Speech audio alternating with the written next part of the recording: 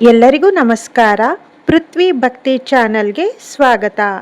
ಸ್ನೇಹಿತರೆ, ಈ ದಿನ ಯೋಗಿನಿ ಏಕಾದಶಿ ವ್ರತಕಥೆಯ ಬಗ್ಗೆ ತಿಳಿದುಕೊಳ್ಳೋಣ. ಯೋಗಿನಿ ಏಕಾದಶಿ ಕತೆ. ಓಂ ಗಂ ಗಣಪತೆ ನಮಃ. ಓಂ ಶ್ರೀ ಗುರುಭ್ಯೋ ನಮಃ. ಓಂ ಶ್ರೀ ಲಕ್ಷ್ಮೀನಾರಾಯಣಾಯ ನಮಃ. ಈ ಬಾರಿಯ ಏಕಾದಶಿ ಜ್ಯೇಷ್ಠ ಮಾಸದ ಕೃಷ್ಣ ಪಕ್ಷ 10/7/2026 ಶುಕ್ರವಾರದ ದಿನ ಬಂದಿದೆ. ಇದನ್ನು ಯೋಗಿನಿ ಏಕಾದಶಿ ಎಂದು ಕರೆಯುತ್ತಾರೆ. ಆಚರಣೆ ಎಲ್ಲ ಏಕಾದಶಿಯಂತೆ ಮಾಡಬೇಕು. ಕಥೆಯ ವಿವರ. ಅರ್ಜುನನು ಶ್ರೀಕೃಷ್ಣನನ್ನು ಕುರಿತು, ಹೇ ಕೇಶವ, ನನಗೆ ಜ್ಯೇಷ್ಠ ಮಾಸದ ಕೃಷ್ಣ ಪಕ್ಷದ ಏಕಾದಶಿಯ ಮಹತ್ವವನ್ನು ವಿಸ್ತಾರವಾಗಿ ತಿಳಿಸು ಎಂದು ಪ್ರಾರ್ಥಿಸಿದನು. ಕೃಷ್ಣ ಹೇಳಿದ, ಹೇ ಪಾಂಡುಪುತ್ರ ಅರ್ಜುನ, ಜ್ಯೇಷ್ಠ ಮಾಸದ ಕೃಷ್ಣ ಪಕ್ಷದ ಏಕಾದಶಿಯ ಹೆಸರು ಯೋಗಿನಿ ಏಕಾದಶಿ. ಈ ದಿನ ಮಾಡುವ ನಿರಶನ ಉಪವಾಸದಿಂದ ಎಲ್ಲ ಪಾಪಗಳು ನಾಶವಾಗುತ್ತದೆ. ಈ ಉಪವಾಸವು ಇಹಲೋಕದಲ್ಲಿ ಆನಂದವನ್ನು ಮತ್ತು ಪರಲೋಕದಲ್ಲಿ ಮುಕ್ತಿಯನ್ನು ನೀಡುತ್ತದೆ.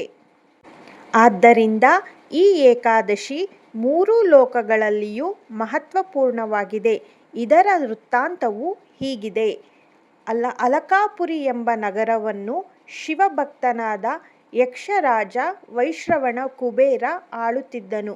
ಕುಬೇರನ ಶಿವಪೂಜೆಗೆ ಪ್ರತಿದಿನ ಮಾನಸ ಸರೋವರದಿಂದ ಹೂವು ಪತ್ರೆಗಳು ತಂದು ಒದಗಿಸುತ್ತಿದ್ದ ಹೇಮಮಾಲಿ ಎಂಬ ಯಕ್ಷ ಸುಂದರಿಯಾದ ತನ್ನ ಪತ್ನಿಯೊಂದಿಗೆ ಮತ್ತೊಂದು ಕಡೆ ವಾಸವಾಗಿದ್ದನು.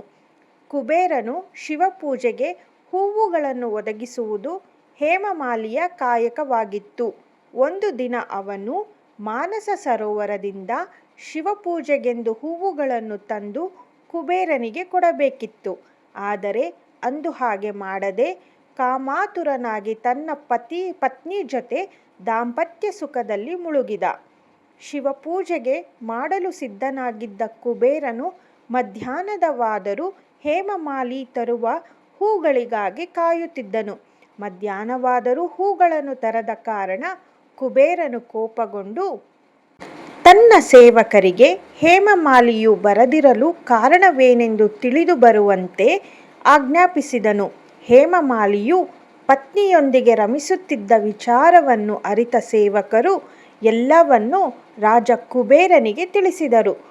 ಇದನ್ನು ಕೇಳಿದ ಕುಬೇರ ಹೇಮಮಾಲಿಯನ್ನು ಕರೆತರಲು ಆಜ್ಞಾಪಿಸಿದಾಗ ಭಯದಿಂದ ನಡುಗುತ್ತಾ ಬಂದ ಹೇಮಮಾಲಿ ರಾಜನ ಮುಂದೆ ನಿಂತನು. ಅವನನ್ನು ನೋಡಿದ ಕುಬೇರನಿಗೆ ಕೋಪ ಉಕ್ಕಿ ಬಂದಿತು. ಹೇ ಹೇಮಮಾಲಿ, ನನ್ನ ಪೂಜ್ಯ ಆರಾಧ್ಯ ದೇವರಾದ ಶಿವನಿಗೆ ನೀಡಬೇಕಾದ ಹೂವುಗಳನ್ನು ನಿನ್ನ ಪತ್ನಿಗೆ ಕೊಟ್ಟು ನನ್ನ ಮಹಾದೇವರನ್ನು ಅವಮಾನಿಸಿರುವೆ. ಆದ್ದರಿಂದ ನೀನು ನಿನ್ನ ಹೆಂಡತಿಯಿಂದ ಬೇರ್ಪಟ್ಟು ನರಳುತ್ತಾ ಭೃತ್ಯಲೋಕಕ್ಕೆ ಹೋಗಿ ಬದುಕು ಎಂದು ಹೇಮಮಾಲಿಯನ್ನು ಜಪಿಸುತ್ತಾನೆ. ಕುಬೇರನ ಶಾಪದಿಂದ ಹೇಮಮಾಲಿ ತಕ್ಷಣವೇ ಸ್ವರ್ಗದಿಂದ ಭೂಮಿಗೆ ಬಿದ್ದು ಕುಷ್ಠರೋಗಿಯಾದನು. ಅವನ ಹೆಂಡತಿ ಅವನಿಂದ ಬೇರೆಯಾದಳು. ಮೃತ್ಯುಲೋಕಕ್ಕೆ ಬಂದ ನಂತರ ಅನೇಕ ಕಷ್ಟಗಳನ್ನು ಅನುಭವಿಸಿ ಶಿವನ ಕೃಪೆಯಿಂದ ಅವನ ಬುದ್ಧಿಗೆ ಚ್ಯುತಿ ಬಂದಿರಲಿಲ್ಲ ಮತ್ತು ಅವನಿಗೆ ಹಿಂದಿನ ಜನ್ಮದಲ್ಲಿ ಎಸಗಿದ ಕಾರ್ಯ ನೆನಪಿದ್ದವು. ಇದರಿಂದ ಹಲವು ಕಷ್ಟಗಳನ್ನು ಅನುಭವಿಸಿ ಹಿಂದಿನ ಜನ್ಮದ ದುಷ್ಕೃತ್ಯಗಳನ್ನು ನೆನೆದು ಹಿಮಾಲಯ ಪರ್ವತದ ಕಡೆಗೆ ಹೊರಟನು. ಹೀಗೆ ಹೋಗುತ್ತಿದ್ದವನು ಮಾರ್ಕಂಡೇಯನ ಋಷಿಗಳ ಆಶ್ರಮಕ್ಕೆ ಬಂದನು. ಮಹರ್ಷಿಗಳು ಅವನಿಗೆ ಮತ್ತೊಬ್ಬ ಬ್ರಹ್ಮರಂತೆ ಕಂಡರೆ ಆಶ್ರಮದ ಬ್ರಹ್ಮದೇವರ ಸಭೆಯಂತೆ ಸುಂದರವಾಗಿತ್ತು. ಋಷಿಗಳನ್ನು ಕಂಡ ಹೇಮಮಾಲಿ ಹೋಗಿ ನಮಸ್ಕರಿಸಿ ಅವರ ಪಾದಗಳಿಗೆ ಎರೆದರು. ಹೇಮಮಾಲಿಯನ್ನು ಕಂಡ ಮಹರ್ಷಿಗಳು, ಯಾವ ದುಷ್ಕೃತ್ಯದಿಂದ ನೀನು ಕುಷ್ಠರೋಗಿಯಾಗಿ ಈ ಭಯಂಕರವಾದ ನೋವನ್ನು ಅನುಭವಿಸುತ್ತಿರುವೆ ಎಂದು ಕೇಳಿದರು. ಮಹರ್ಷಿಗಳೇ, ನಾನು ಒಬ್ಬ ಯಕ್ಷ, ರಾಜ ಕುಬೇರನ ಅನುಯಾಯಿಯಾಗಿದ್ದೆ ಎಂದು ನಡೆದ ಸಂಗತಿಯನ್ನು ಹೇಳಿದನು ಮತ್ತು ಕುಬೇರನ ಶಾಪದಿಂದ ಭೂಮಿಗೆ ಬಂದು ಭೀಕರವಾಗಿ ನರಳುತ್ತಿದ್ದೇನೆ.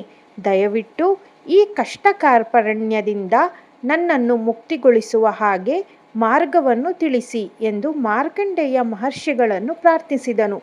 ಯಕ್ಷನ ಪ್ರಾರ್ಥನೆಯನ್ನು ಕೇಳಿದ ಮಾರ್ಕಂಡೇಯರು ಹೇಮಮಾಲಿಗೆ ಹೇಳುತ್ತಾ, ನೋಡು ಹೇಮಮಾಲಿ, ನೀನು ನನ್ನ ಮುಂದೆ ಸತ್ಯವನ್ನು ಹೇಳಿ ಪಶ್ಚಾತ್ತಾಪವನ್ನು ಪಟ್ಟಿರುವೆ.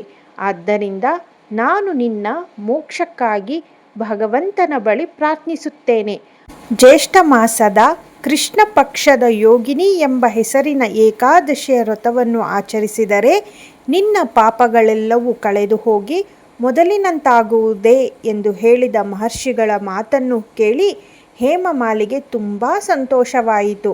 ಅವರ ಮಾತಿನಂತೆ ಯೋಗಿನಿ ಏಕಾದಶಿಯಂದು ಉಪವಾಸವನ್ನು ಕ್ರಮಬದ್ಧವಾಗಿ ಮಾಡಿದನು. ಈ ವ್ರತದ ಪ್ರಭಾವದಿಂದ ಅವನು ತನ್ನ ಹಳೆಯ ರೂಪಕ್ಕೆ ಮರಳಿದನು ಮತ್ತು ತನ್ನ ಹೆಂಡತಿಯೊಂದಿಗೆ ಇಹದಲ್ಲಿ ಸುಖದಿಂದ ಬದುಕಿ ಪರದಲ್ಲಿ ಸ್ವರ್ಗಸ್ಥನಾದನು ಎಂದು ಶ್ರೀಕೃಷ್ಣ ಅರ್ಜುನನಿಗೆ ಈ ಕಥೆಯನ್ನು ಹೇಳಿದನು.